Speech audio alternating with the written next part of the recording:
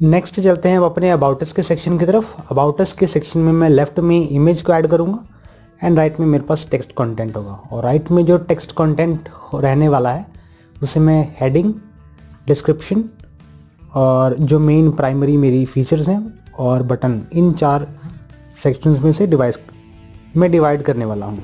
इन 2 sections को add करने के बाद हम अपने हेडिंग को भी ऐड करेंगे। तो शुरुआत करते हैं स्ट्रक्चर ऐड करने से। एक स्ट्रक्चर मैं इसमें ऐड करूँगा और एक स्ट्रक्चर ऐड करने के बाद मुझे इसमें डबल इनर कॉलम सेक्शन भी चाहिए होगा।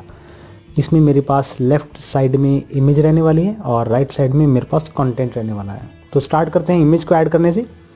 इमेज को ऐड करने के लिए आपको क्या करना होगा, यहाँ पर सिंपली इमेज के इस आइकन को ड्रॉप करना है और यहाँ से उस इमेज को अपलोड करता हूँ जो मुझे यहाँ लगानी है। सिंपली इमेज को लेफ़्ट क्लिक करके रखें, ड्रैग करें एंड लेफ़्ट क्लिक जैसे ही आप छोड़ते हैं वैसे ही आपके पास ये फाइल अपलोड होनी शुरू हो जाती है। फाइल के अपलोड होते ही आप इसे इंसर्ट मीडिया बटन पर क्लिक करें एंड यहाँ से इमेज साइज़ को फुल ज़रूर कर दें। इमेज साइज़ को सेटअप करने के बाद आप कंटेंट की तरफ चलते हैं। कंटेंट से हमारा मेन इस चीज़ से है, मैं यहाँ हेडिंग इंपोर्ट करूँगा। सबसे पहले मैं इसे कॉपी कर लेता हूँ ताकि मैं कंटेंट में इसे पेस्ट कर सकूँ और कंटेंट को इजीली क्रिएट कर सकूँ। प्लस साइन पर क्लिक करेंगे, आपके पास ऑटोमेटिकली विजेट्स अपीयर होने शुरू हो जाएंगे। हेडिंग इंपोर्ट करेंगे यहाँ पर और कंटेंट के तौर पर मैं यहाँ पर उसे पेस्ट कर दूँगा। स्टाइलिंग सेक्शन में मैं उसे टेक्स्ट कलर इस कलर का देना चाहता हूँ, डार्क ग्रे। टाइपोग्राफी में मैं उसे जोसेफिन सैंस, जिसका साइज़ रहेगा 40 पिक्सल्स। एंड देन चलते हैं डिस्क्रिप्शन की तरफ। डिस्क्रिप्शन को भी सिंपली ड्रैग करेंगे टेक्स्ट एडिटर को। मेरे पास डेमो डेटा अवेलेबल है यहाँ पे। स्टाइल सेक्शन की तरफ चलते हैं। स्टाइल सेक्शन में मैं इसका टेक्स्ट कलर डिफ़ॉल्ट रखना चाहता हूँ और टाइपोग्राफी में मैं इसे मॉन्ट सेलेक्ट करूँगा, जिसका साइज़ रहेगा 16 पिक्सल्स, कुछ इस तरह से। एंड देन आपको इसमें एक चीज़ ध्यान में रखनी है, अभी आपकी जो अलाइनमेंट है इस इमेज की सीध में ये कंटेंट नहीं आ रहा है, कंटेंट थोड़ा अप की तरफ जा रहा है, थोड़ा ऊपर की तरफ जा रहा है। इसकी अलाइनमेंट को बनाए रखने के लिए आपको क्या करना है, कॉलम की सेटिंग में जाना है एंड इसकी जो वर्टिकल अलाइनमेंट को मिडल एंड हॉरिजॉन्टल को सेंटर कर दें, ऐसे ही इस कॉलम के साथ। तो आपका कंटेंट जो है वो प्रॉपर अलाइनमेंट में आ जाएगा। अपडेट करने के बाद मैं यहाँ से आइकन लिस्ट को इसमें एम्बेड करता हूँ। आइकन लिस्ट हमारे पास यहाँ पर दी गई है। आइकन लिस्ट यहाँ पर मेरे पास एलिमेंटर में एक विजेट अवेलेबल है। जब आप उसे सर्च करते हैं आइकन लिस्ट को तो आप इस तरह से उसे देख पाएंगे। आइकन अभी आप ये देख रहे हैं कि लिस्ट वाइज अपीयर हो रहे हैं, लिस्ट वाइज अपीयर। और यहाँ पर अगर आप देख रहे हैं ये line by line, side by side है। विजेट इंपोर्ट करने के बाद अब आप देख रहे हैं कि ये जो आइकन लिस्ट है ये हमें लिस्ट के तौर पर दिख रही है, यानी एक के नीचे एक एंड देन तीसरा है। जबकि यहाँ पर मेरे पास side by side list available है, वो भी आइकन के साथ। तो इसके लिए मुझे क्या करना होगा, साइड बाय साइड के लिए मुझे इस आइकन पर क्लिक करना होगा, इन लाइन के ऑप्शन पर। तो मैं अपनी फीचर्स को कुछ इस तरह से देख पाऊँगा। मैं यहाँ पर कंटेंट सेटअप कर लेता हूँ। लिस्ट आइटम में कंटेंट वगैरह मैं जितना भी टेक्स्ट वाला है मैटर में उसे लिख लेता हूँ।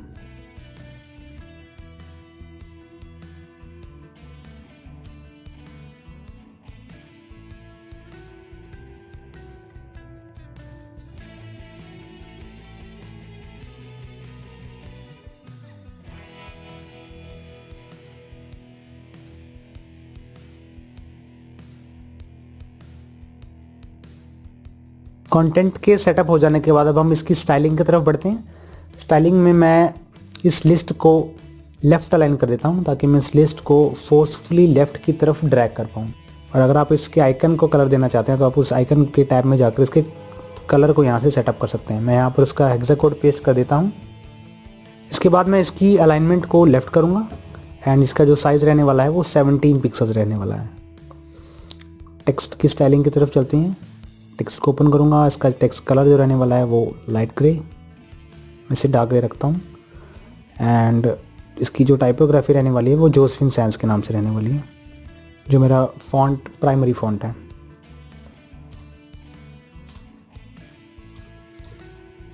कुछ इस तरह से मैं इसे सेटअप करूँगा। और यहाँ पर आप देख रहे हैं इस सेक्शन में जब आप इस आइकन पर होवर करते हैं तो टेक्स्ट का कलर ब्लैक हो जाता है।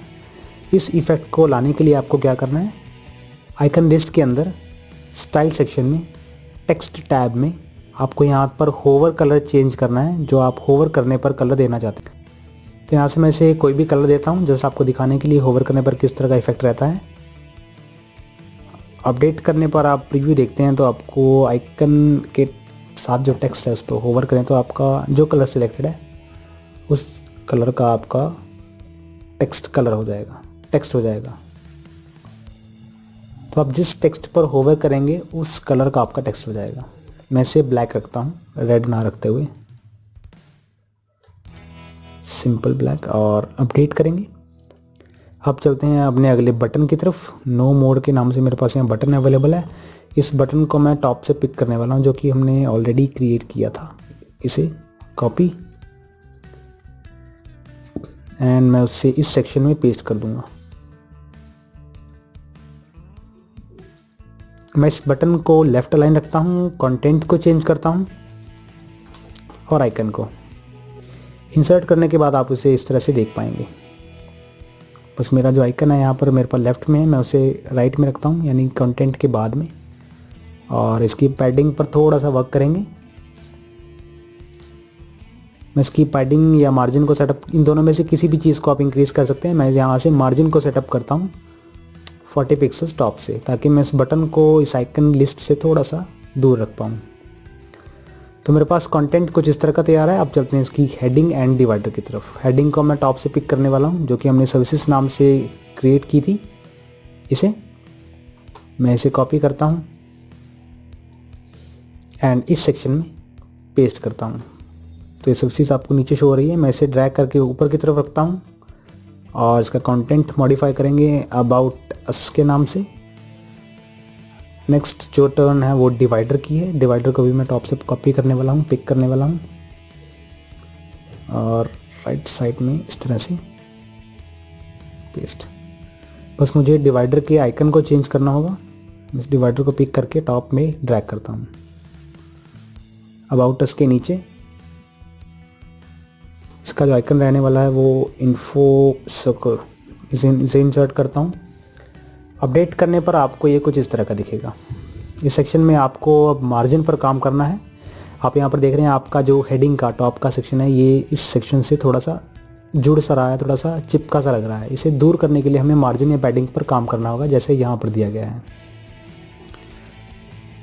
इसके लिए मुझे क्या करना है, मेन स्ट्रक्चर की सेटिंग्स को एक्सेस करना है। एडवांस्ड सेक्शन में आपको इसका जो पैडिंग है वो टॉप एंड बॉटम से 100 पिक्सल्स कर देना है एंड लेआउट में इसे स्ट्रेच जरूर कर दें ताकि आपका कंटेंट ज़्यादा से ज़्यादा स्क्रीन पर दिखाई दे। तो कुछ इस तरह से आपका अबाउट अस का सेक्शन भी तैयार है। अगर आप इस बटन को लिंक देना चाहते हैं किसी अनदर पेज का तो आप इस बटन पर क्लिक करें एंड कंटेंट सेक्शन में यहाँ पर वो लिंक पेस्ट कर दें जिस लिंक पर आप विजिटर को या कस्टमर को डाइवर्ट करना चाहते हैं, और अपडेट ज़रूर कर लें। अगली वीडियो में हम अगले सेक्शन की तरफ बढ़ेंगे कि हम किस तरह से नेक्स्ट रिसेंट प्रोजेक्ट्स के सेक्शन को क्रिएट कर पाते हैं।